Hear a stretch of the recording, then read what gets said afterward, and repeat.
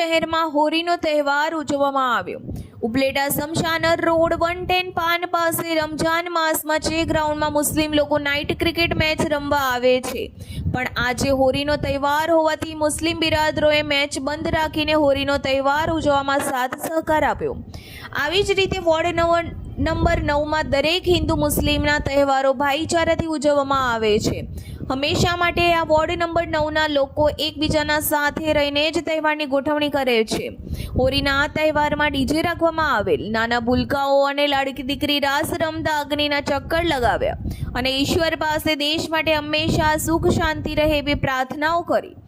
હોળી અને અગ્નિના દહન રાત્રિના સમયે 9 વાગે કરવામાં આવેલ। આ વિસ્તારમાં રહેતા સર્વ હિન્દુ ભાઈ એકત્રિત થઈ રાસ અને ડીજે ઉપર નાચતા હોળીના તહેવાર ખુશી ઉલ્લાસ સાથે બનાવેલ।